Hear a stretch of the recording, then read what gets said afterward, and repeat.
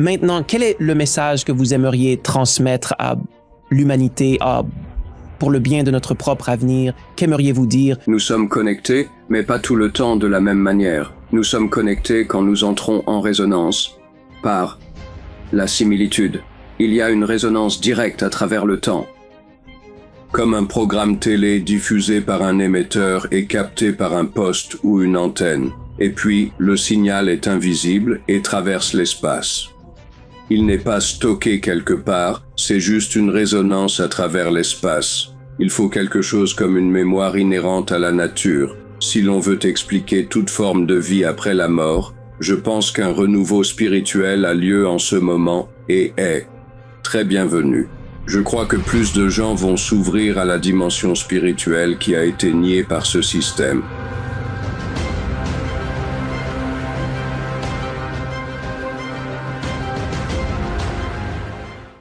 Maintenant, avant de commencer, je tiens à vous remercier d'avoir cliqué sur cette vidéo et de vous préparer à suivre cette conversation incroyable que nous allons avoir. Mais j'ai remarqué qu'environ 40% d'entre vous qui regardez n'êtes pas abonnés. C'est le moyen le plus simple de continuer à soutenir le travail que nous faisons chez Next Level Soul. Et c'est la joie de ma vie d'avoir ces conversations incroyables avec certaines des plus remarquables et profondes âme de la planète. Alors, du fond du cœur, je tiens à vous remercier de me donner la possibilité et le privilège de faire ce travail pour vous. Alors, s'il vous plaît, cliquez simplement sur s'abonner, cliquez sur j'aime et cela nous aide vraiment beaucoup. Merci infiniment et c'est parti.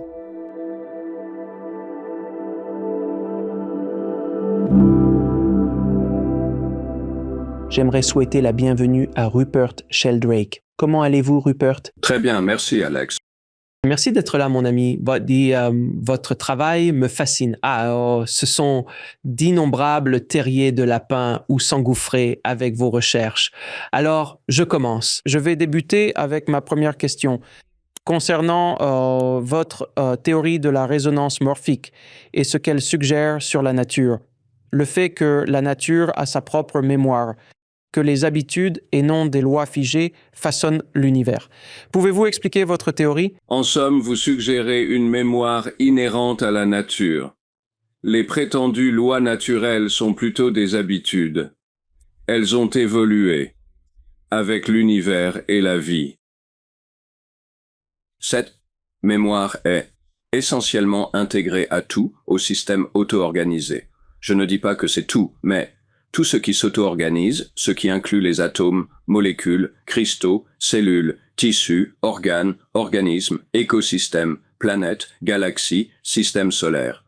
Tout ce qui s'auto-organise possède, selon moi, une mémoire inhérente, une mémoire collective. Par la résonance morphique, chaque type de chose a une mémoire collective. Ainsi, chaque espèce possède une mémoire collective où chaque individu puise et à laquelle il contribue. C'est là l'idée fondamentale et son implication la plus radicale est probablement que nos propres souvenirs fonctionnent par le biais de la résonance morphique, le principe selon lequel des choses similaires influencent des choses similaires par la suite. Vous et moi sommes plus semblables à nous-mêmes dans le passé. Et je pense que cette similitude signifie que nous résonnons avec nous-mêmes dans le passé, très spécifiquement. Et au fond, cela signifie que nos souvenirs ne sont pas stockés dans notre cerveau, comme on le suppose habituellement. Mais plutôt que nous nous y branchons, nos cerveaux sont plus comme des récepteurs télé que comme des magnétoscopes. Les versions de nous-mêmes qui, dans le passé, entre guillemets, auxquelles nous accédons, est-ce que ce serait un peu comme, en termes plus métaphysiques, les annales akashiques ou le champ akashique ou un champ que l'on pourrait exploiter? Et c'est un peu est-ce comme le cloud? Tous nos souvenirs sont-ils dans le cloud et nous pouvons simplement les récupérer? Eh bien, c'est une sorte de métaphore, oui.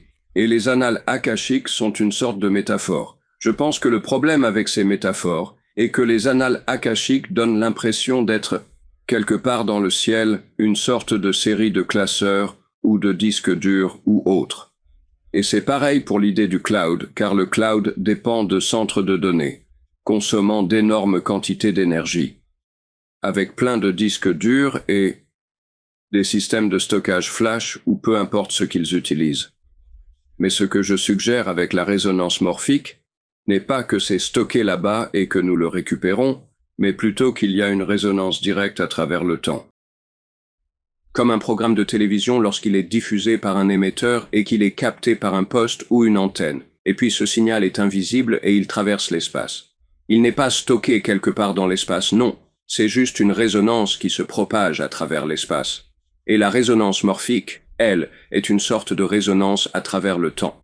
Donc, ce que je suggère, c'est que l'ensemble du passé est potentiellement présent absolument partout, et vous vous branchez dessus, mais quand vous ne vous y branchez pas, ce n'est pas en quelque sorte stocké quelque part, non. L'idée de stockage de la mémoire, voyez-vous, est une idée spatiale. Un stock, c'est une chose qui se trouve dans l'espace. Une annale akashique, c'est quelque chose dans l'akasha, qui est, bien sûr, l'espace. Mais, par nature, la mémoire est une relation temporelle et non spatiale. Et bien que nous conservions des choses par écrit, je suppose que les toutes premières formes de stockage des souvenirs furent probablement fixées sur des tablettes d'argile, gravées dans la pierre et ainsi de suite, ou rédigées sur du papyrus ou quelque chose comme ça. Le stockage d'infos prend diverses formes. Clé USB, disque dur.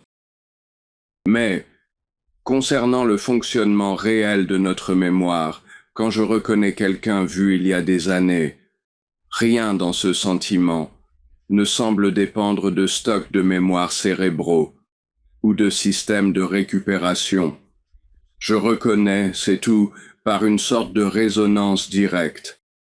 Intéressant. Et vous mentionniez dans la théorie de la résonance morphique que toutes les choses sont en quelque sorte connectées d'une manière ou d'une autre, donc par espèce. Ainsi, tous les chiens du monde alimentent ce collectif de toute l'expérience canine et ainsi de suite. Eh bien, cela impliquerait aussi évidemment la conscience humaine, la capacité humaine. Dites-vous que tout ce qui, vous savez, au fond, c'est une idée spirituelle très profonde que nous sommes tous connectés, que nous sommes tous un, et que c'est juste une illusion que vous et moi soyons séparés l'un de l'autre. Est-ce que cela a du sens? Eh bien, nous sommes liés, mais pas tout le temps de la même manière. Nous sommes liés quand nous entrons en résonance. La similitude, c'est elle qui nous connecte. Ainsi, si vous faites des mots croisés spécifiques, par exemple, et que je fais les mêmes, si vous les avez finis, je pourrai trouver les réponses plus vite, car vous avez déjà résolu le problème. Mais si vous faites d'autres mots croisés, il n'y aurait pas cette même résonance. Et si vous regardez un type d'image particulier, et que je regarde la même image, il pourrait y avoir une sorte de résonance, mais ce ne serait pas le cas avec une image différente. Donc, sa résonance spécifique dépend de la similitude des choses, de la similitude de la situation. Nous sommes tous semblables dans une certaine mesure en tant qu'humains. Mais, d'une certaine manière, c'est un peu comme l'idée de l'inconscient collectif du psychologue Jung, où nous puisons tous dans une mémoire collective, une mémoire humaine collective, mais nous puisons plus spécifiquement dans la mémoire des personnes qui nous ressemblent plus. Principalement les membres de notre propre famille dans le présent et le passé. Ce sont les personnes qui nous ressemblent le plus. Et avec les vrais jumeaux. Alors, vous savez, ils sont très semblables, et donc je pense qu'ils auraient beaucoup de résonance morphique, ce qui est une raison pour laquelle leurs vies sont si similaires. Ce que vous décrivez me fait penser à cette histoire célèbre. Le 100e singe, vous savez, c'est un phénomène observé sur 3 îles distinctes peuplées de singes. L'un d'eux a appris une nouvelle technique sur une île et soudain, les 2 autres, parce qu'un groupe de singes sur les autres îles se sont mis à faire exactement la même chose, sans aucune communication physique possible entre eux. Est-ce là le genre de phénomène que vous évoquez? Oui, je veux dire, on appelle parfois cela l'effet du 100e singe. C'est ça, oui. Je n'utilise pas moi-même cet exemple parce qu'on ne sait pas exactement ce qui s'est passé avec ces singes des îles japonaises. Et quand la Wallen Theory a été popularisée pour la première fois par Lyall Watson, un célèbre vulgarisateur scientifique britannique, en racontant l'histoire, il disait « Imaginons pour les besoins de l'argumentation que lorsqu'un singe de plus le faisait, disons le 100e singe, alors cela se propageait à tous les autres. » Il a donc précisé qu'il enjolivait l'histoire. Je n'utilise pas cet exemple, mais c'est ce genre de choses. Je préfère le 1000e rat au 100e singe. Parce qu'il y a eu des expériences avec des rats apprenant un nouveau tour pour s'échapper d'un labyrinthe aquatique. Ce que les données montrent, ce n'est pas qu'il ne se passait rien avant d'atteindre un certain nombre, puis qu'ils s'y mettaient tous, mais plutôt que plus ils étaient nombreux, plus l'effet était grand ailleurs. Ce n'est donc pas tout ou rien. C'est une sorte d'effet graduel. Cela dépend du nombre. D'un point de vue scientifique, ou du moins d'un point de vue matérialiste, est-ce que, ou peut-être même d'un point de vue métaphysique, cela signifie-t-il que, comme avec les 1000 rats dont vous parliez, si, vous savez, rat 1, rat 2, rat 3, est-ce qu'ensuite cela signale ou envoie une sorte d'information au collectif? Et j'essaie de bien comprendre. C'est un peu comme si, c'est comme si on renvoyait des messages dans un champ invisible que d'autres rats captent maintenant à cause d'autres rats. Et plus il y a de rats dans ce groupe qui le font, plus le signal est fort pour les autres rats. Est-ce bien ce que vous essayez de dire? C'est ça, mais il ne l'envoie pas forcément à un collectif. Un rat qui le fait maintenant, quand il est confronté à ce casse-tête ou ce problème particulier, entre en résonance avec tous les rats précédents qui l'ont résolu. Il va donc résonner avec eux tous en même temps, et il y aura une sorte d'influence combinée de tous ces rats différents. Donc, plus ils sont nombreux, plus l'influence sera forte. Alors, ce que j'essaie de comprendre, c'est ce qu'est quand vous dites résonance, est-ce une fréquence, une vibration? Quelle est cette chose dans laquelle il puise? Telle est ma question. Tout dans la nature est vibratoire. Je veux dire, au XIXe siècle, les gens pensaient que les atomes étaient de petits morceaux de matière comme des boules de billard, mais nous savons maintenant que non. Nous savons qu'il s'agit de schémas vibratoires d'électrons, d'ondes stationnaires résonantes d'électrons autour d'un noyau, lui-même vibratoire. La résonance magnétique nucléaire démontre précisément que les noyaux possèdent des fréquences, des ondes vibratoires. Toutes les molécules et les cristaux vibrent sans cesse. Nos protéines et nos cellules suivent des rythmes vibratoires complexes. La cellule entière possède ses propres cycles et rythmes. Vous savez, tout notre corps a des rythmes quotidiens de sommeil et d'éveil. Les femmes ont des rythmes mensuels. Puis il y a le rythme cardiaque, les ondes cérébrales de diverses fréquences, les rythmes respiratoires, et tout dans la nature est essentiellement rythmique ou vibratoire ou oscillatoire. Ce que je suggère donc, c'est que c'est l'ensemble du schéma vibratoire qui résonne. Ce n'est pas comme si vous, Alex, étiez réduit à une seule fréquence, 445 Hz ou autre. Vous avez des milliers de fréquences différentes, toutes disposées en motifs spatiaux, et c'est ce qui vibre pas. Une sorte de réduction à une seule fréquence. C'est donc un schéma complexe de vibration qui est en jeu et la résonance morphique. Dépend de la similitude de ce schéma, une vibration, une résonance à travers le temps, captant ces influences mémorielles du passé. C'est l'hypothèse. C'est une hypothèse scientifique testable. Ce n'est peut-être pas la vision idéale, mais quoi qu'il en soit, c'est là où nous en sommes actuellement. Pendant que vous expliquez cela, ce qui me vient à l'esprit, c'est, d'après mes études dans le domaine spirituel, surtout les religions orientales comme l'hindouisme, les philosophies yogiques et ainsi de suite, il y a des histoires de yogis capables de faire vibrer leur corps à une fréquence si élevée que les gens ressentent leur résonance simplement en étant dans la pièce. Il y a des histoires magiques de bilocation ou de lévitation ou des choses comme ça qui peuvent sembler plus fantaisistes, mais cela fait tout de même partie de leur histoire, vieille de plusieurs milliers d'années. Quel est votre avis sur ces idées, sur ces genres d'idées plus spirituelles? Mais c'est lié à ce dont vous parlez de bien des façons. Oui, vous avez raison. C'est lié. Je veux dire, la philosophie hindoue de la nature et la philosophie bouddhiste de la nature considèrent la mémoire dans la nature comme acquise. Vous savez, les idées de mémoire dans la nature que j'avance sont peu familières dans le monde occidental. Mais dans le monde oriental, c'est une vision des choses standard depuis des milliers d'années. Je veux dire, l'idée d'une mémoire inhérente fait partie intégrante de leur concept de karma, par exemple. Et on a besoin de quelque chose comme une mémoire inhérente dans la nature pour expliquer toute forme de vie après la mort. Par exemple, la théorie matérialiste mécaniste de la mémoire, l'orthodoxie dominante en Occident, enseignée partout, c'est l'orthodoxie dominante pour 99,9% des neuroscientifiques et des services d'imagerie. Ce modèle dit que tous les souvenirs sont stockés dans le cerveau sous forme de traces physiques, de terminaisons nerveuses modifiées, de changements dans les protéines, peut-être dans l'ADN ou l'ARN. Ce sont toutes les hypothèses standards, sur lesquelles repose notre science. Or, les gens ont passé 100 ans à essayer de trouver ces traces dans le cerveau sans succès jusqu'à présent.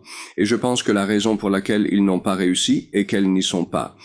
Cette théorie occidentale est purement matérialiste. Elle prétend que tout, souvenir inclus, n'est que matière.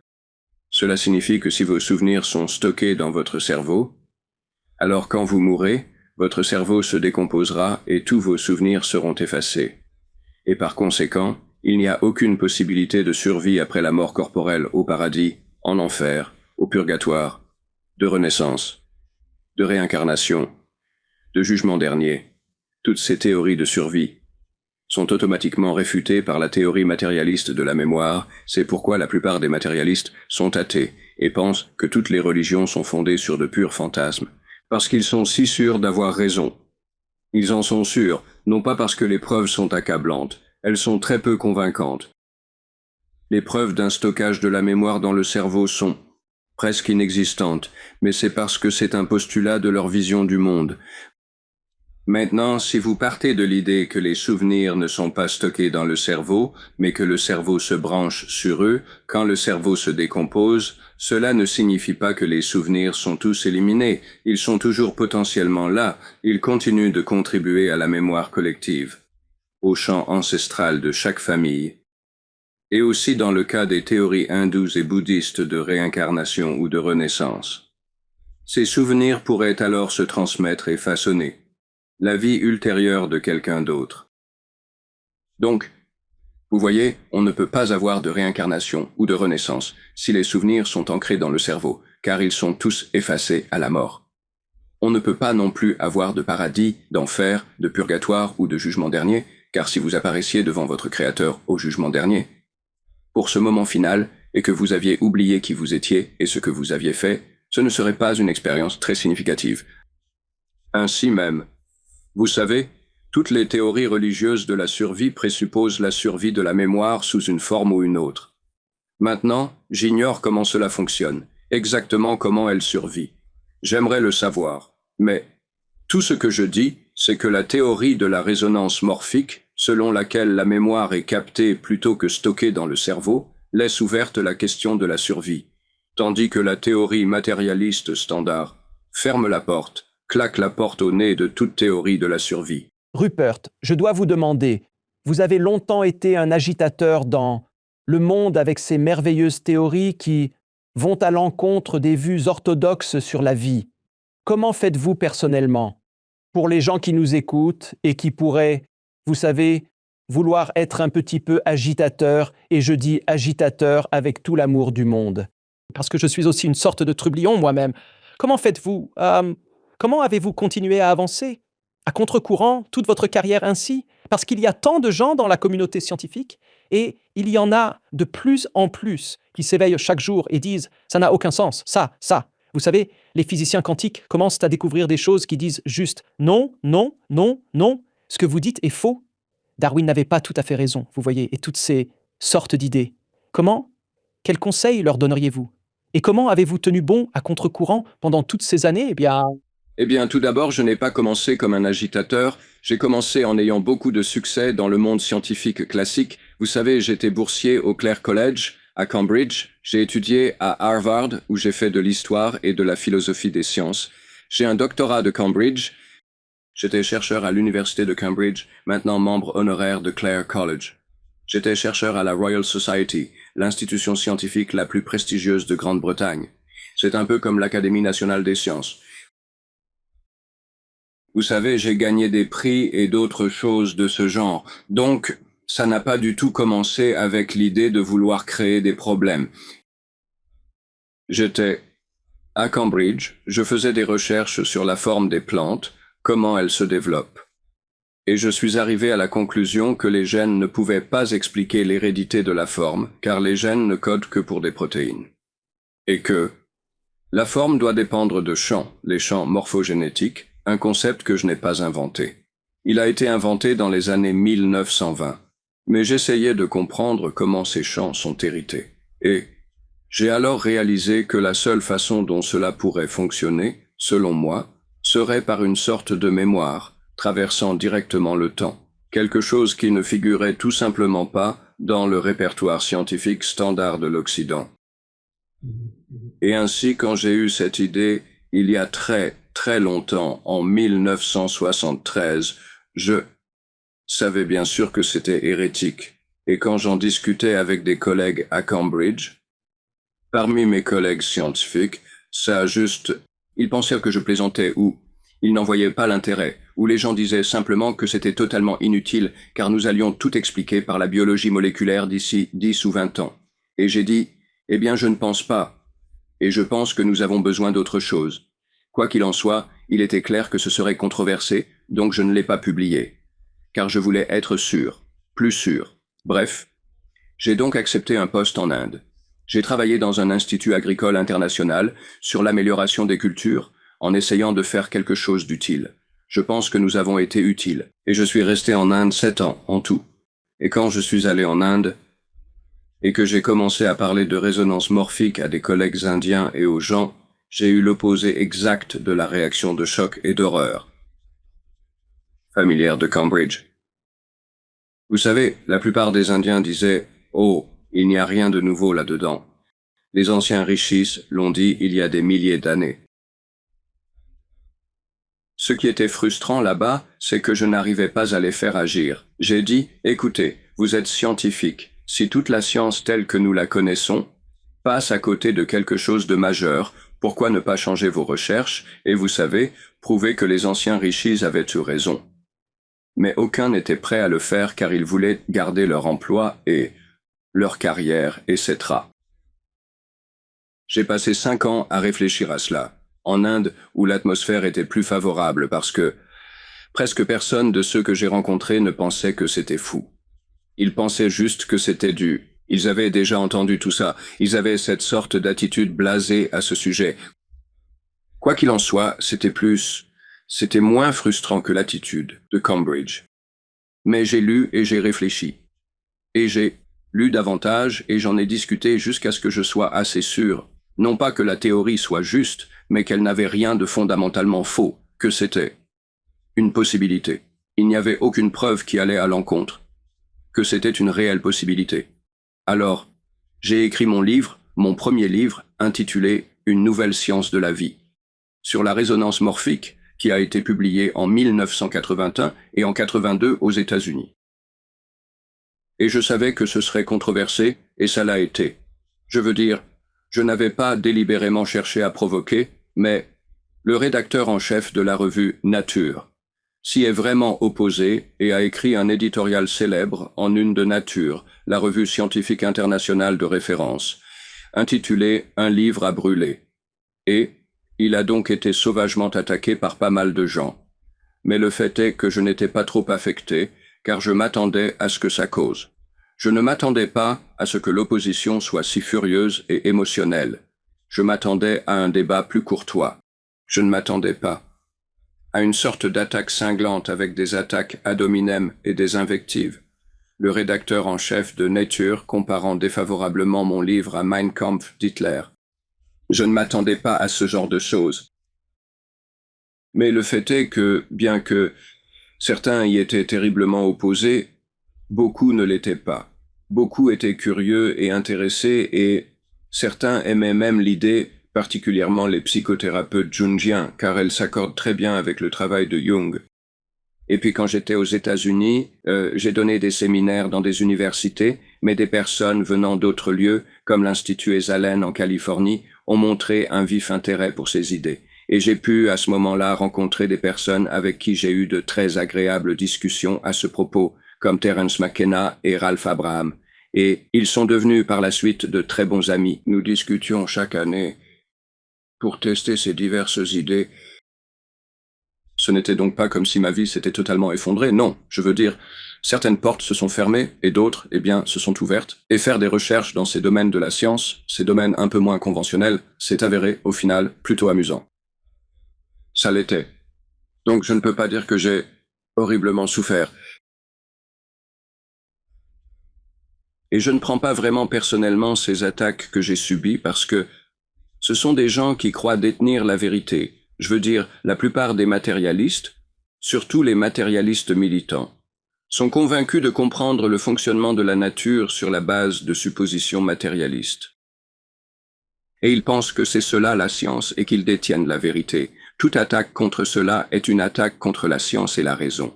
Et ils deviennent terriblement émotifs à ce sujet. Mais ce ne sont pas des gens mauvais. Ce sont des gens qui croient se battre pour la vérité. Je pense simplement qu'ils ont une vision malheureusement étroite de ce qu'est la science et de ce qu'elle pourrait être. Laissez-moi vous demander, avec toutes les recherches que vous avez faites, et spécifiquement le temps passé en Inde, qui a dû être assez révélateur car vous avez probablement été exposé à beaucoup de philosophies et d'idées, à l'hindouisme et aux idées yogiques aussi. Quel est votre avis ou quelle est votre compréhension de l'âme ou du concept de l'âme? Et est-ce un vecteur des souvenirs dont vous parlez? Parce que d'après ce que j'ai compris, d'après les mystiques à qui j'ai parlé, l'âme n'est pas seulement en vous, elle s'étend en fait à l'extérieur de vous un peu plus que leur propre forme humaine, et se trouve en fait un peu plus à l'extérieur de vous, parfois même au-dessus de vous, d'après les mystiques. Alors, quel est votre avis sur l'âme? Il est important de revenir un peu en arrière et de regarder l'histoire du concept. Car ce que la plupart des gens considèrent aujourd'hui comme l'âme est une sorte de vision tronquée qui a été façonnée par 400 ans de matérialisme scientifique ou par la vision étroite et mécaniste du monde. Et donc vous savez tout ça. Si je pouvais avoir 3 minutes environ pour expliquer cela, je reviendrai à votre question. De rien. Dans la pensée grecque, le philosophe de la vie le plus important était Aristote, qui était l'élève de Platon. Et Platon et Aristote disaient que tous les êtres vivants ont une âme. C'est ce qui les rend vivants. Ils sont animés. Ils ont une âme. Et le mot grec pour l'âme est, bien sûr, psyché. Par être vivant, il ne voulait pas seulement dire les animaux et les plantes. Il désignait la Terre. La Terre était un être vivant. Les planètes étaient vivantes pour Aristote, ainsi que l'univers entier. Vous savez, Platon pensait que l'univers entier possédait une âme, l'âme du monde, l'anima mundi. L'âme n'était donc pas quelque chose qui se limitait uniquement aux organismes vivants qui excrètent, se reproduisent et toutes ces sortes de choses. C'était la caractéristique essentielle de la vie elle-même. Mais la vie était, selon leur point de vue, bien plus vaste que la biologie. Ainsi, lorsqu'Aristote s'est intéressé à la biologie, il a postulé l'existence de 3 niveaux d'âme en biologie. Il y a l'âme végétative, celle qui est responsable de la formation du corps. Et c'est précisément, les plantes par exemple sont dotées d'âme végétative. La raison pour laquelle un palmier pousse comme il le fait, ou un chêne pousse comme il le fait, est qu'il a une âme de palmier ou une âme de chêne. Et quand un gland germe et commence à pousser, il est attiré vers la forme mature du chêne par l'âme. L'âme opère par attraction. Elle possède ce qu'il appelait l'entéléchie, la fin en soi. Elle tire l'organisme en développement vers son but, qui est la forme mature et reproductrice du chêne. Les animaux ont donc aussi des âmes végétatives qui façonnent leur embryologie et leur croissance et maintiennent le corps après une blessure, favorisant la régénération. Vous savez, un triton ou une salamandre peut régénérer un membre si vous le lui coupez. Nous pouvons régénérer la peau et le foie et la paroi intestinale et ainsi de suite.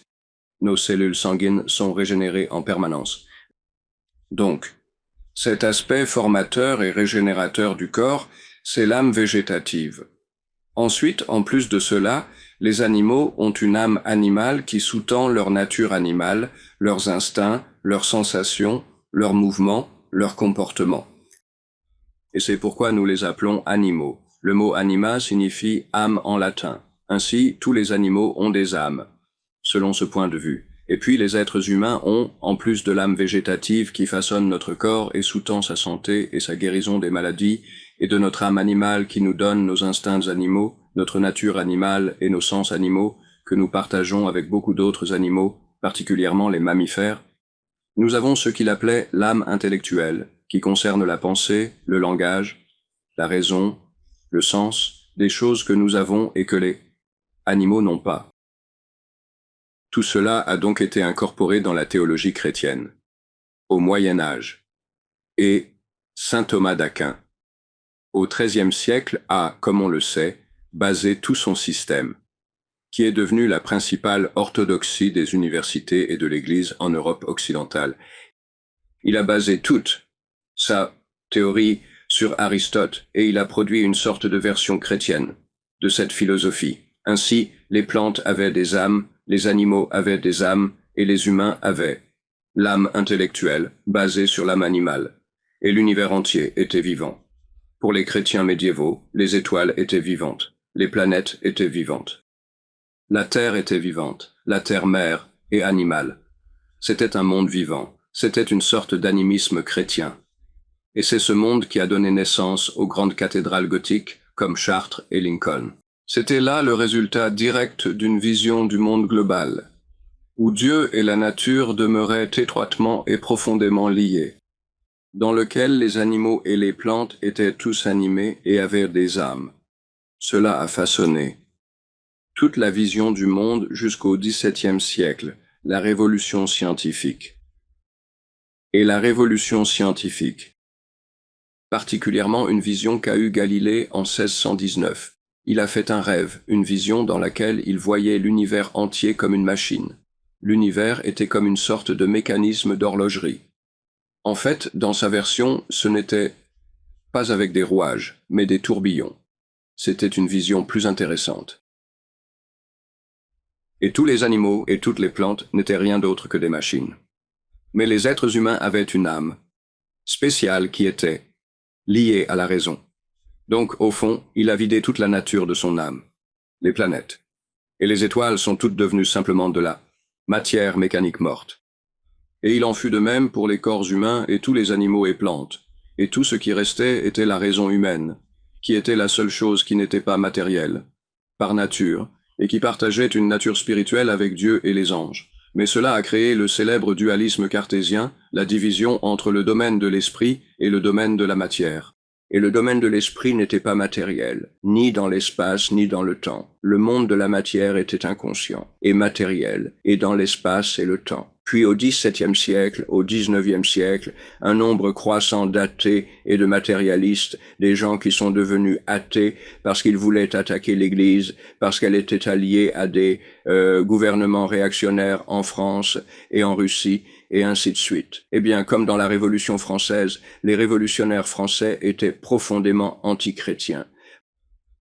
Pendant la Terreur, non seulement ils ont transformé la cathédrale de Notre-Dame en temple de la raison, mais ils ont guillotiné des prêtres, des moines et des évêques à une échelle industrielle, et ont essayé d'éradiquer le christianisme en faveur de la science, de la raison et du progrès.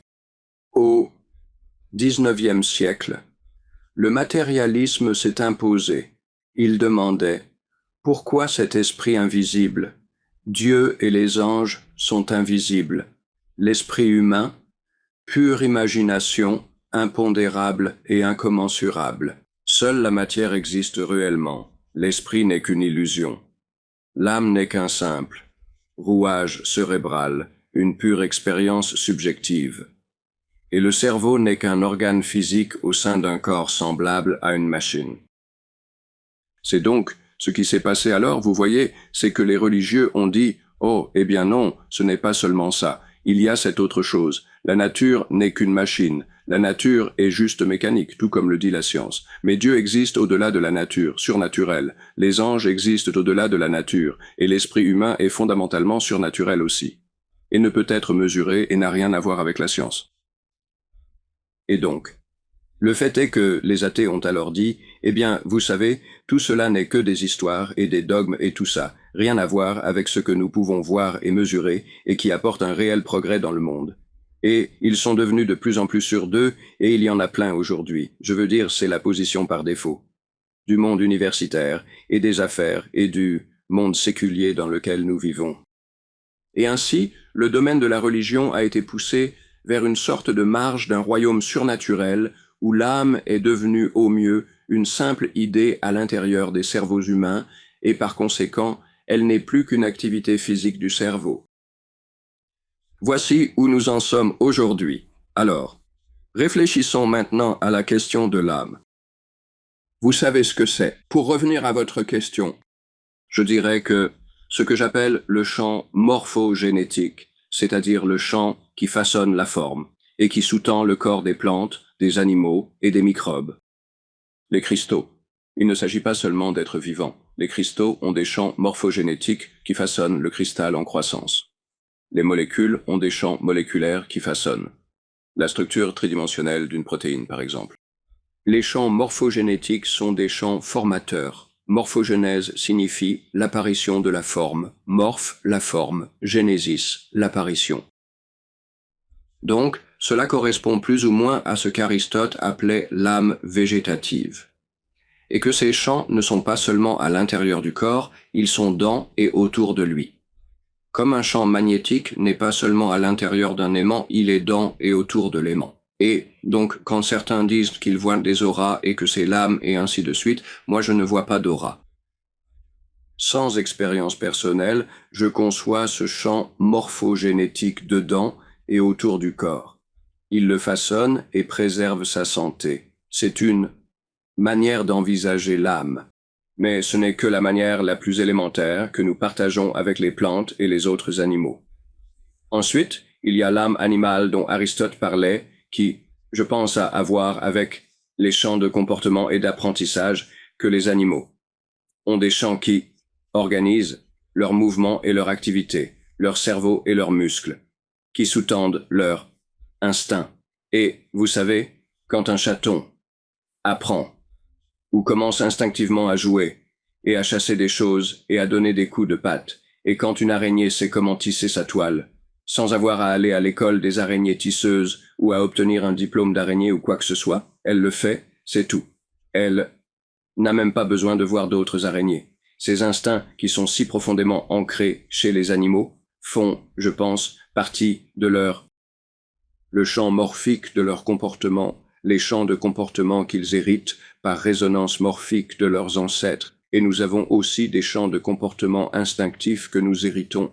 Les bébés apprennent naturellement à ramper et à marcher, et ont un instinct pour apprendre le langage, pour le saisir.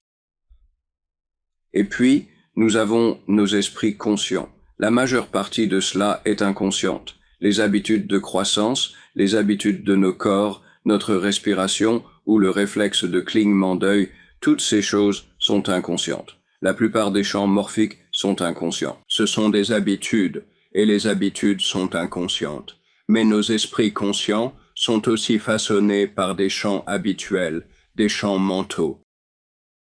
Nous héritons tous d'une culture, de ses métaphores propres et de son langage spécifique. Ni vous ni moi n'avons inventé la langue anglaise, nous l'avons simplement reçue avec tous ses concepts déjà intégrés. La culture entière constitue un véritable héritage. Chaque culture provient d'une autre.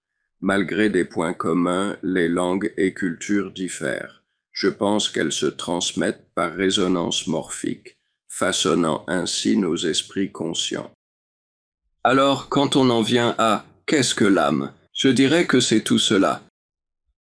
Mais cela prend une importance toute particulière dans un contexte religieux quand nous nous posons la question de savoir à quel degré l'âme est séparable du corps. En d'autres termes, est-il possible que l'âme survive à la mort du corps? C'est là une question religieuse tout à fait fondamentale. C'est une question que les athées et les matérialistes nient tout simplement, et ça, j'aime bien. Ils disent, bien sûr, c'est impossible, c'est ridicule, quelle idée stupide, vraiment. Ils n'ont même pas besoin d'en discuter. Pour eux, c'est juste a priori. Ils le nient parce que tout est matériel, et que tout ce qui survit au corps n'est pas matériel, car on ne voit rien de matériel, quitter le corps qui aurait la forme d'une âme ou quoi que ce soit. Je pense que nous expérimentons réellement un aspect de notre âme chaque nuit dans nos rêves. Parce que quand vous et moi rêvons, nous avons un corps dans nos rêves, le corps du rêve. Quand je rêve, mon corps physique dort dans mon lit, mais mon corps de rêve se déplace, parle aux gens, rencontre des gens, court, marche, parfois même vole, fait toutes sortes de choses. Et ce corps dans mes rêves, je ne passe pas tout mon temps à regarder vers le bal pour voir si j'ai un corps.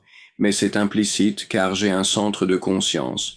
Je me déplace dans mes rêves et vois les choses d'un point de vue dans ce monde onirique. Maintenant, qu'est-ce que ce corps de rêve? Eh bien, vous savez, le matérialisme n'a pas grand-chose à dire sur le sujet. Il dit simplement, eh bien, cela doit être une illusion produite dans le cerveau. Mais cela ne nous dit pas vraiment pourquoi il produirait ce genre d'illusion, pourquoi l'illusion prendrait cette forme, pourquoi elle ressemblerait à un corps, pourquoi nous ferions les rêves que nous faisons.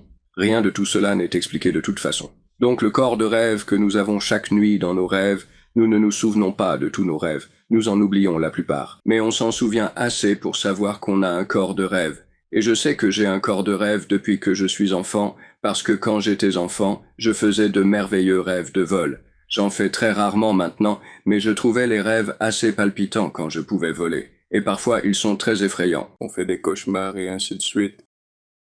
Alors quand les gens disent, eh bien, pourrait-il y avoir quelque chose qui continue de vivre après notre mort? Je pense que le meilleur pari, pour moi, la façon la plus simple de concevoir cela est de penser que quand nous mourrons, nous pouvons continuer à rêver, mais nous ne pouvons plus nous réveiller, car nous n'avons plus de corps physique dans lequel nous réveiller. Il est mort. Nous sommes donc piégés dans un monde de rêve quand nous sommes morts. Et le genre de monde de rêve dans lequel nous sommes piégés dépend du genre de personne que nous sommes et de ce que nous croyons, de ce que nous attendons, de nos théories et de nos souvenirs. Vous savez, si vous êtes athée et croyez que tout s'arrête quand on meurt, c'est peut-être ce qui arrivera. Si vous êtes bouddhiste tibétain et pensez aller dans un bardo, un royaume intermédiaire onirique, les bouddhistes tibétains le considèrent comme tel. C'est pourquoi les moines tibétains pratiquent leur yoga du rêve, le rêve lucide, apprendre à être conscient pendant ces rêves, car ils pensent que cela les aidera dans l'au-delà, dans le bardo.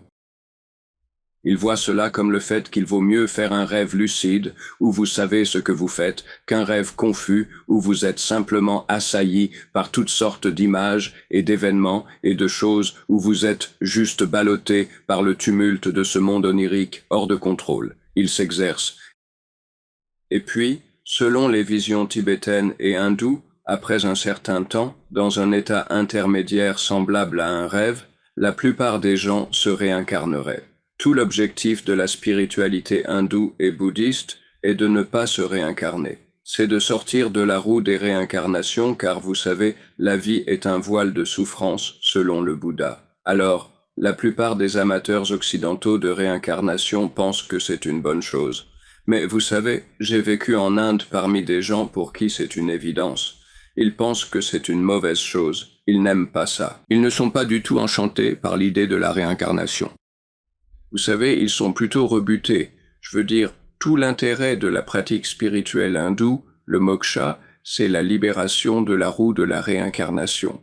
Et donc le but de la majeure partie de la spiritualité hindoue est une sorte de décollage vertical où l'on peut simplement laisser ces cycles de vie infinis derrière soi.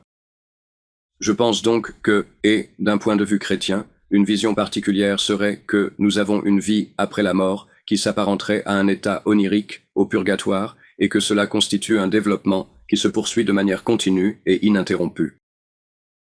Selon certains chrétiens, on s'endort à la mort et on reste endormi jusqu'à la dernière trompette menant au jugement dernier sans progrès continu. Vous savez, diverses théories existent. Parce qu'on parle de l'au-delà, de l'autre côté, du purgatoire et de ces choses-là, j'ai eu le plaisir de parler à probablement au moins 150 personnes ayant vécu des expériences de mort imminente de divers horizons, aux scientifiques de Harvard, à un toxicomane et tout ce qu'il y a entre les deux. Mais ce qu'ils voient de l'autre côté, eh bien, c'est façonné. Et très souvent, c'est façonné par ce qu'ils croient. C'est-à-dire que si je n'en ai eu que quelques-uns qui ont eu des expériences infernales, la plupart sont massivement positives, très aimantes. Je suis sûr que vous avez entendu parler de tout ce qui se passe de l'autre côté. Mais ceux qui ont des expériences infernales, c'est parce qu'à leur retour, ils ont dit « J'ai vécu ça parce que j'ai été élevé dans la foi catholique et je croyais n'avoir pas bien agi et que je devais passer par là. Je devais aller en enfer. » Mais dans cette expérience infernale, à la seconde où ils demandent de l'aide, un ange ou Jésus ou une lumière arrive et les sauve. Quel est votre avis sur tout le phénomène des expériences de mort imminente qui a été documenté des dizaines, voire des centaines de milliers de fois, qui a été étudié intensément et qui devient de plus en plus? Les gens en deviennent beaucoup plus conscients depuis les années 1970, quand le docteur Raymond Moody a forgé l'expression « expérience de mort imminente ». Maintenant, cela fait partie de notre zeitgeist. C'est le « ne va pas vers la lumière ». Vous voyez, ce genre de choses. Qu'en pensez-vous? Eh bien, je pense que le fait que tant de gens en aient vécu et qu'elles aient des composantes si similaires montre que c'est quelque chose de très commun qui arrive vraiment et probablement quand on meurt. Évidemment, les expériences de mort imminente ne concernent pas ceux restés morts, mais ceux ayant frôlé le trépas avant de revenir. Elles peuvent donc nous dire quelque chose sur les premiers instants de la mort, mais elles ne nous disent pas forcément ce qui se passe 1 heure plus tard, 1 jour plus tard, 1 an plus tard ou 10 ans plus tard. Elles nous donnent un avant-goût des premières étapes. Eh bien, d'abord, l'idée que l'on flotte hors de son corps et que l'on se voit d'en haut est très semblable aux expériences de sortie du corps. Et les expériences de sortie du corps sont des choses que beaucoup de gens peuvent avoir presque sur commande. Vous savez, pour certains, ça arrive rarement, mais d'autres peuvent le faire exprès, voyager délibérément hors de leur corps. Et les expériences de sortie du corps sont très proches des rêves lucides, dont j'ai déjà parlé sur le fait que dans votre rêve, vous avez un autre corps. Et dans les rêves lucides, vous pouvez aller où vous voulez et faire ce que vous voulez parce que vous réalisez que vous rêvez. Cela vous permet de contrôler, dans une certaine mesure. Je pense donc que le fait de flotter hors du corps et de se voir de l'extérieur s'inscrit dans un continuum, avec les expériences de mort imminente, les expériences de sortie du corps et les rêves lucides, le même genre de choses. Et je pense que le corps avec lequel vous flottez est du même type que votre corps de rêve dont vous faites l'expérience dans vos rêves chaque nuit. Ce n'est donc pas comme s'il se passait quelque chose de totalement nouveau où vous vous retrouvez à voir les choses d'un point de vue différent de celui de votre corps physique. C'est quelque chose qui nous arrive chaque nuit dans nos rêves. Mais dans ce cas, vous voyez alors, on voit souvent ce qui se passe dans un bloc opératoire ou sur les lieux d'un accident ou autre. Ensuite, ils traversent une sorte de tunnel, souvent. Puis ils entrent dans un royaume de lumière et de joie avec des êtres lumineux. C'est donc une description très courante. Eh bien, je pense qu'il y a plusieurs façons d'envisager cela. L'une est d'ordre psychologique. Ce que vous connaissez probablement, la théorie de Stan Grof à ce sujet. Je ne sais pas si vous en avez probablement discuté. Je connais Stan Grof très bien. Je connais très bien son travail, oui. Eh bien, vous savez qu'il a rencontré beaucoup de gens quand il faisait ses recherches sur le LSD. Beaucoup de gens sous LSD avaient l'expérience de traverser un tunnel, d'arriver dans la lumière. C'est très proche d'une expérience de mort imminente, et beaucoup de gens, sous DMT ou d'autres psychédéliques, vivent des choses très similaires. Et l'argument de Stan Grof, comme vous le savez, est que, à un certain niveau, c'est un archétype et c'est comme naître, à nouveau. Et dans le processus de naissance lors d'un accouchement par voie basse normale, on est dans l'utérus, ça devient assez infernal, ce sont les contractions, c'est sombre. On se sent indésirable, c'est vraiment horrible. Après avoir flotté sereinement dans le liquide amniotique pendant 9 mois, soudain cela devient hostile et on ne veut plus être là. Et c'est vraiment horrible d'être compressé tout le temps par toutes ces contractions. Et puis, un tube se présente. On traverse le tube, on émerge de ce tube sombre vers la lumière et tout est complètement différent. Eh bien, c'est l'acte de naître et son argument selon lequel ces EMI sont comme une renaissance ou un archétype du fait de naître à nouveau me semble très plausible. Et, à cet égard, je pense moi-même que cet archétype de la Renaissance est profondément ancré dans nos traditions religieuses, surtout la tradition chrétienne, parce que le personnage central en est Jean le Baptiste. Il a baptisé Jésus, et la première expérience de Jésus comme Fils de Dieu, le Fils de Dieu, fut lors de son baptême. Il a eu, vous savez, une voix du ciel disant « Celui-ci est mon Fils bien-aimé, en qui j'ai mis toute mon affection. » Il a vécu cette expérience béate en sortant de l'eau. Eh bien, ma théorie est probablement celle dont vous avez déjà discuté dans l'émission, car d'autres le disent aussi. Et que Jean le Baptiste immergeait et noyait presque les gens en les maintenant longuement sous l'eau du Jourdain afin de déclencher artificiellement une véritable expérience de mort imminente.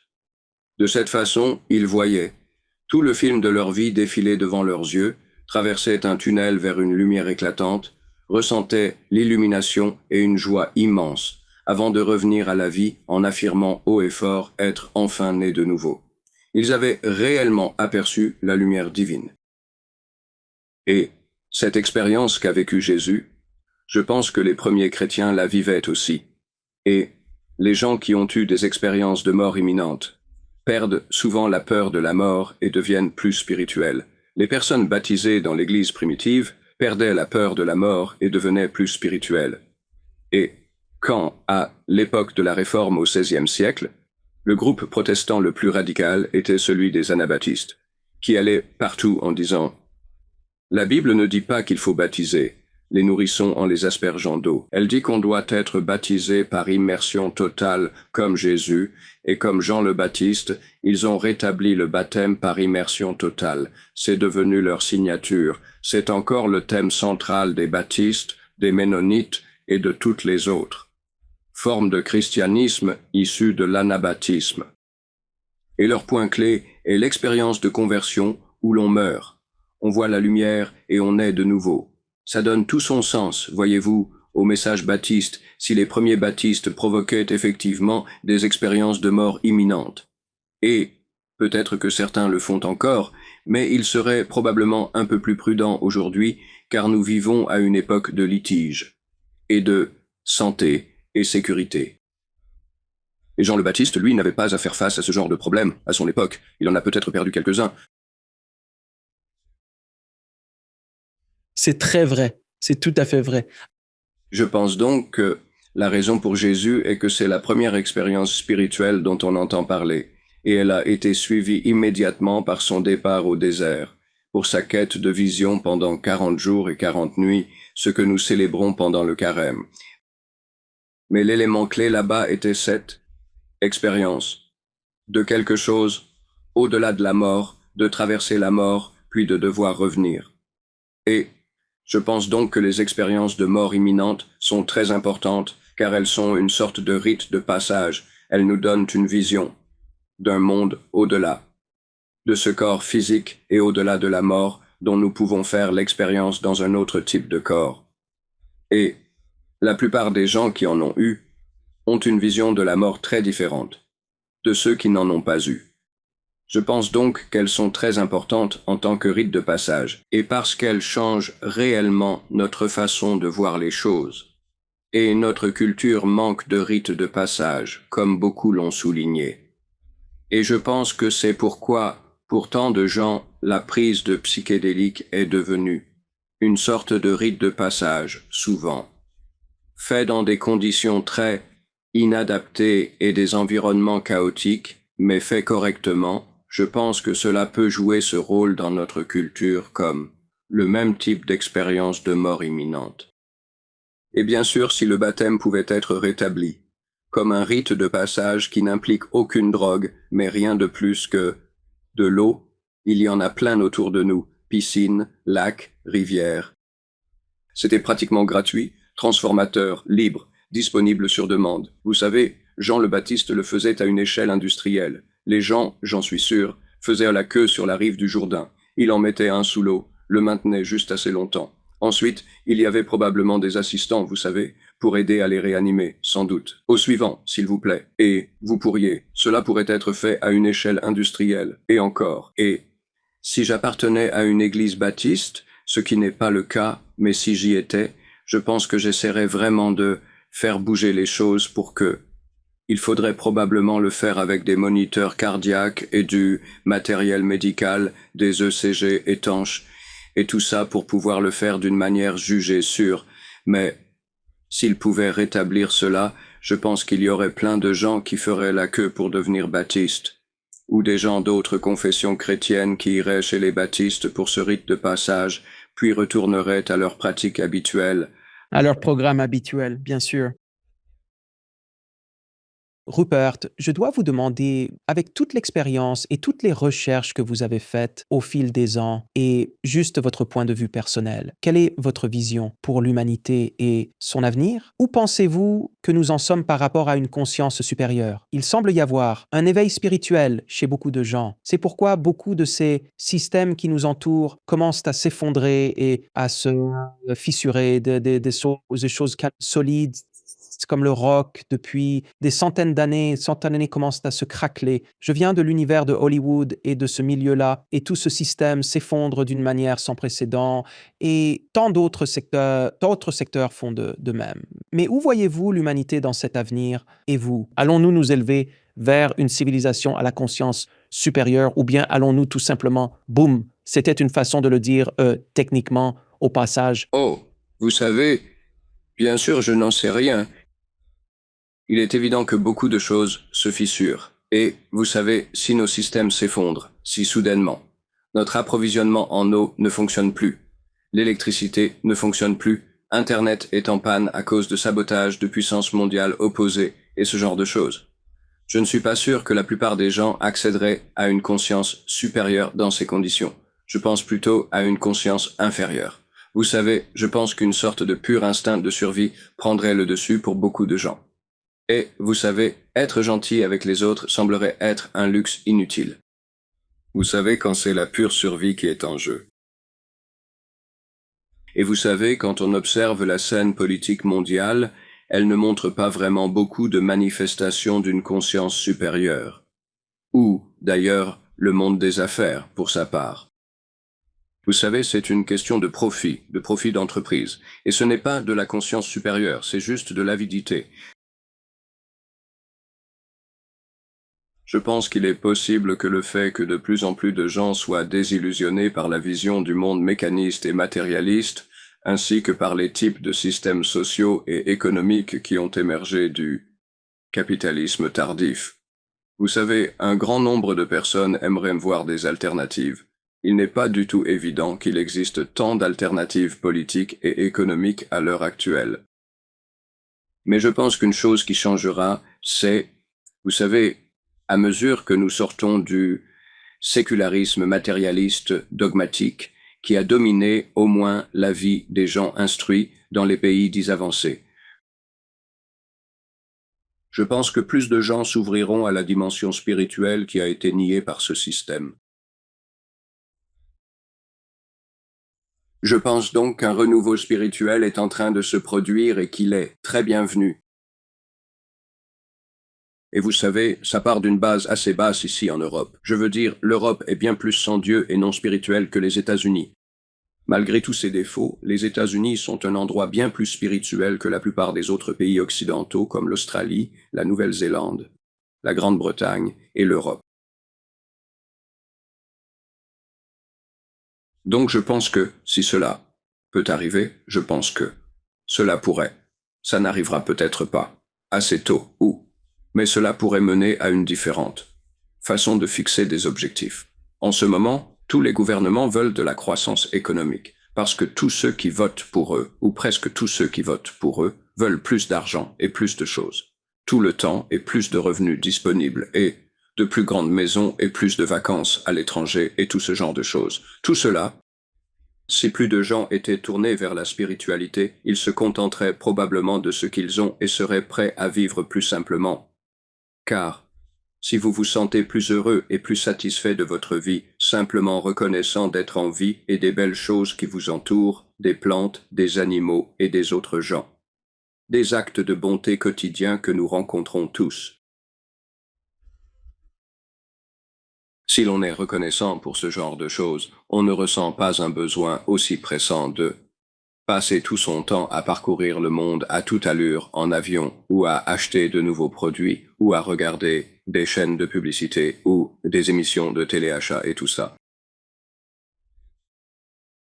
Cela pourrait avoir des répercussions sur l'économie.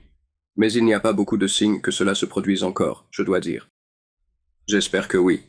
J'espère que cela devra probablement arriver par nécessité et j'espère parce que la croissance économique vacille dans la plupart des pays dits avancés. En Grande-Bretagne, on se contente d'une croissance de 0,5%. La question est de savoir si elle sera de 0,2 ou 0,5%. Et même la Chine et l'Inde, où ils sont habitués à ces taux de croissance élevés, atteindront un point où cela s'arrêtera, comme cela a été le cas au Japon, qui était un peu en avance sur les autres pays asiatiques. Donc, quand nous atteindrons le point où, non pas parce que les idéalistes disent que nous ne devrions pas consommer autant et que l'économie devrait ralentir, elle ralentit de toute façon, et nous allons pouvoir consommer moins. Nous devrons consommer moins simplement parce que nous ne sommes pas aussi riches qu'avant et que les économies ne sont plus en expansion. Espérons que cela ira de pair avec une transition spirituelle, et ne mènera pas forcément à une misère de masse. Si nous avons moins, si nous avons assez, et que nous avons une vie spirituelle, alors nous pouvons être vraiment heureux. Si nous n'avons pas de vie spirituelle, alors rien ne nous satisfera. Aucune quantité de possession matérielle, d'avidité ou d'argent. Vous savez, si vous avez 20 milliards, si vous n'êtes pas satisfait, vous en voulez 40 milliards, puis vous voulez 1 billion. Et il y a quelques personnes qui aspirent réellement à posséder 1 billion de dollars. On ne peut pas dépenser autant d'argent. C'est de la folie. Enfin, ce ne sont là que quelques-unes de mes réflexions personnelles un peu décousues sur l'avenir. Les expériences ou les résultats que vous avez eus sur les chiens qui savent quand leur maître rentre à la maison, cela me fascine parce que j'avais un chien, j'ai des chats maintenant, et quand j'en ai vu des vidéos. Je crois que j'ai vu un reportage télévisé quelque part dans un article de presse. J'ai vu, il filmait le chien et ensuite il filmait le propriétaire. Et à la seconde où il montait dans sa voiture pour rentrer, le chien se levait et l'attendait à la porte. Quels sont vos résultats à ce sujet? Parce que c'est fascinant. Quel est le lien selon vous? Parce que là, nous parlons d'intersespèces. Nous ne parlons pas du champ morphique des humains et de la résonance morphique des chiens. Ce sont deux espèces distinctes, si vous voulez, mais pourtant liées. J'aimerais beaucoup avoir votre avis là-dessus. J'ai fait beaucoup de recherches sur la télépathie, qui est le lien entre des personnes ou des animaux qui sont étroitement liés. La télépathie, curieusement, se produit quand les gens font partie d'un groupe social, partagent un champ morphique. Je pense que les groupes sociaux ont des champs morphiques, et la télépathie, en général, ne se produit pas avec des inconnus. On l'observe couramment entre mari et femme, chez les amants, entre les parents et leurs enfants, et tout particulièrement entre les mères et leurs bébés. C'est très courant dans le monde humain avec les appels téléphoniques. J'ai fait beaucoup de recherches sur la télépathie téléphonique, mais cela arrive aussi quand nous sommes liés à des animaux et qu'ils sont liés à nous. Et l'une des raisons pour lesquelles j'ai commencé cette recherche avec les chiens, c'est parce que je me suis d'abord intéressé à la télépathie à travers un cas spectaculaire à Cambridge, lors de mes recherches là-bas, d'un enfant autiste qui était hautement télépathe avec sa mère, similaire à ces cas récents sur les enregistrements de télépathie.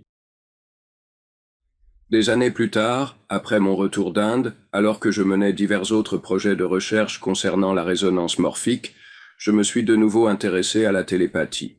Et je ne pouvais pas travailler avec des enfants autistes, étant donné que je ne suis pas un pédopsychiatre, et d'autres raisons de ce type. Alors, j'ai pensé que la meilleure alternative, ce serait les chiens. Parce que, tout comme les enfants autistes, et plus précisément les enfants autistes non-verbaux, ils ne parlent pas, ce qui, je pense, inhibe la télépathie, dans une certaine mesure. Et puis, ils n'ont pas non plus fait d'études universitaires, ce qui, vous savez, les pousse à croire que la télépathie n'existe pas. Les chiens, vous savez, peuvent simplement aborder cela naturellement, et ils n'en ont pas été détournés par des petits malins qui disent que c'est une illusion. J'ai donc pensé que les chiens seraient idéaux, et j'ai entendu tellement de cas comme celui-là que j'ai fait pas mal de recherches expérimentales dans le sens que vous suggérez. Vous savez, nous filmons le chien pendant toute l'absence de la personne, nous demandons à la personne d'aller à au moins 5 miles et de revenir à un moment choisi au hasard. Ils ne savent pas à l'avance quand ils vont rentrer. On les appelle sur un téléphone portable, et pour éviter les bruits de voitures familiers, ils viennent dans un véhicule inconnu ou un taxi différent à chaque fois. Et le film montre alors que, vous savez, quand ils forment l'intention de rentrer, avant même d'être monté dans le véhicule, le chien devient alerte, s'en va et commence à attendre devant la porte ou la fenêtre. Et l'autre chose, c'est que vous pouvez répéter cela encore et encore. Dans les tests de télépathie humaine, quand on les répète, la plupart des gens s'ennuient et les résultats chutent avec le temps parce que les sujets se lassent de faire ces tests répétitifs. Mais les chiens ne se lassent jamais du retour de leur maître. On peut donc recommencer sans cesse.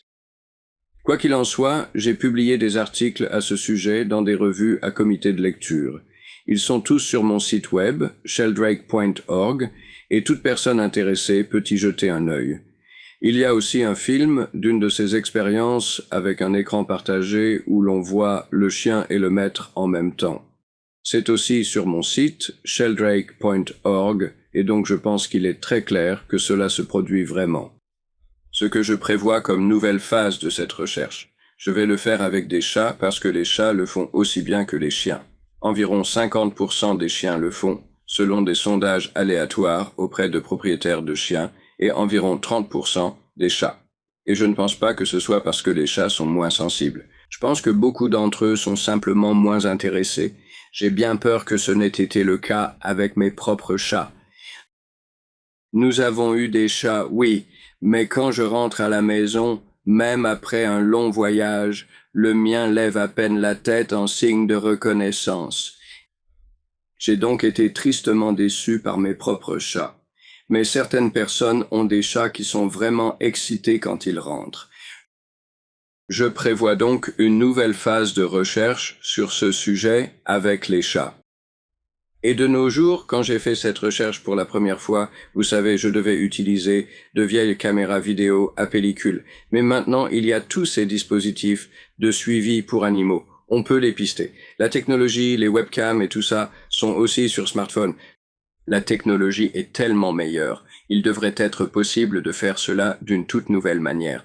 Et je vais bientôt avoir un nouvel assistant de recherche qui va commencer avec moi et nous allons lancer un programme sur les chats. Donc si quelqu'un regardant ceci a un chat qui sait régulièrement quand vous rentrez et aimerait participer à cette recherche, contactez-moi via mon site web où se trouve une adresse de contact. Rupert, ce fut fascinant de discuter avec vous et je pourrais vous parler pendant des jours et des jours, mais je sais que vous êtes un homme très, très occupé. Vous avez cette recherche sur les chats à mener, donc je comprends tout à fait. Ma dernière question pour vous est la suivante. Y a-t-il quelque chose que l'humanité a besoin d'entendre selon vous en ce moment? Quel message aimeriez-vous transmettre à l'humanité pour le bien de notre propre avenir? Qu'aimeriez-vous dire? Je pense que nous devons nous connecter au monde spirituel et prier aussi pour être guidés dans ce que nous faisons, parce que je ne pense pas que nous soyons totalement maîtres de ce qui arrive. Nous sommes à la merci de toutes sortes de choses, vous savez, cyclones, ouragans, éruptions solaires. Il y a toutes sortes de choses qui affectent nos vies et sur lesquelles nous n'avons aucun contrôle, y compris une grande partie de la politique moderne. Je veux dire, même dans les démocraties, on n'a pas l'impression d'avoir tant de contrôle sur ce que font les gouvernements. Ainsi, nous sommes façonnés par toutes sortes de forces qui peuvent aller dans un sens ou dans l'autre et qui peuvent rendre globalement nos vies, celles de nos familles et de nos communautés, meilleures ou pires. Et évidemment, les choses qui les rendent pires que tout sont les guerres. Et je pense aussi. Nous pouvons faire un certain nombre de choses par des moyens normaux et rationnels. Vous savez, voter, réfléchir, discuter, élaborer des plans rationnels et tout ça. Mais je pense que nous devons prier et demander l'aide et la guidance de Dieu pour ce qui se passe dans nos propres vies et dans notre vie collective. Je pense donc que la prière est une chose. Et je pense que prendre conscience de cette dimension spirituelle est si important pour notre propre santé et notre bonheur. Mes 2 livres les plus récents, science et pratique spirituelle et s'ouvrir à l'infini, porte sur les preuves scientifiques que les pratiques spirituelles ont des effets mesurables. Et les effets les plus mesurables qu'elles ont, mais au sens le plus large, elles rendent les gens plus heureux, en meilleure santé, et les font vivre plus longtemps. Ce qui signifie donc que si vous n'avez pas de pratique spirituelle ou, disons, de pratique religieuse, vous serez en moyenne plus malheureux, en moins bonne santé et, de fait, vivrez moins longtemps. C'est pourquoi, selon moi, l'athéisme militant devrait vraiment être accompagné d'un avertissement sanitaire. Je pense donc que trouver la dimension plus spirituelle de nos propres vies est vraiment important. C'est une chose d'être spirituel mais pas religieux, et je sais que beaucoup de gens le sont. Mais je pense qu'il est utile d'être spirituel et religieux car se reconnecter à une tradition religieuse crée aussi des liens avec d'autres personnes. Ce n'est pas seulement un chemin individuel. Nous devons avoir un sens collectif de ce qui se passe et le sentiment collectif que nous sommes tous dans le même bateau. Et je pense que les religions peuvent y aider. Elles peuvent aussi être source de division, bien sûr. Mais je pense que si elles sont bien comprises, elles peuvent être utiles. Et l'un de leurs aspects est de nous connecter à nos ancêtres et de les honorer. Tout le monde connaît Halloween, mais tout le monde ne réalise pas que la veille de la Toussaint, Halloween, est la veille de la fête des morts. Vous savez, la Toussaint, le 1er novembre, c'est pour les morts bénis, les saints et tous ceux qui nous ont bénis dans nos vies. Et puis, le jour des défunts, le 2 novembre, le jour des morts, célébré au Mexique de façon si spectaculaire. Et dans de nombreux pays catholiques est l'occasion de se souvenir de nos ancêtres, de ceux qui nous ont précédés. Tous ceux auxquels nous sommes encore liés bien qu'ils soient morts, pour les honorer, se connecter à eux, et reconnaître ces liens. Encore une fois, dans la plupart des cultures, comme les cultures traditionnelles en Chine, au Japon et en Afrique. Le fait que les ancêtres fassent partie de nos vies aujourd'hui et que nous soyons liés à eux, qu'on le veuille ou non, va de soi. La plupart des gens modernes ne le reconnaissent pas, et je pense que se reconnecter de toutes ces façons, à nos ancêtres, aux lieux saints, par le pèlerinage. Je suis l'un des parrains du British Pilgrimage Trust, et nous aidons à rouvrir les anciennes routes de pèlerinage vers les lieux saints d'Angleterre, et se connecter au festival. Chaque tradition a ses jours saints et ses fêtes. Je suis chrétien, donc j'aime observer les grandes fêtes, bien sûr, Noël, Pâques, la Toussaint et les défunts, la Saint-Michel, la Pentecôte, les grandes fêtes de l'année donnent une forme et une structure à nos vies, et chaque religion a ses fêtes qui structurent les vies personnelles et collectives. Je pense donc que toutes ces choses peuvent nous aider. Et si nous essayons de faire sans elles, d'amputer ces traditions, pour vivre dans un monde purement laïque où tout est sous contrôle humain, alors regardez le monde que nous avons aujourd'hui. C'est une assez bonne représentation de ce qui arrive. Cela présente quelques avantages. Mais cela a de nombreux inconvénients. Et les choses ne vont pas continuer comme avant, qu'on le veuille ou non. Je pense donc que la meilleure voie à suivre est de essayer de se reconnecter de toutes ces manières, d'une façon qui nous rendra plus sains, qui guérira notre civilisation, nous guérira nous-mêmes et guérira notre relation avec le monde qui nous entoure. Rupert, c'était magnifique. Merci infiniment pour cette conversation. Ce fut un tel plaisir de vous parler et merci pour le travail que vous accomplissez depuis toujours et pour nous aider tous à nous éveiller à une conscience, espérons-le, supérieure. Donc, je vous apprécie, mon ami. Merci encore d'être venu. Eh bien, merci beaucoup, Alex, et merci pour le travail que vous faites aussi pour aider à l'élévation des consciences.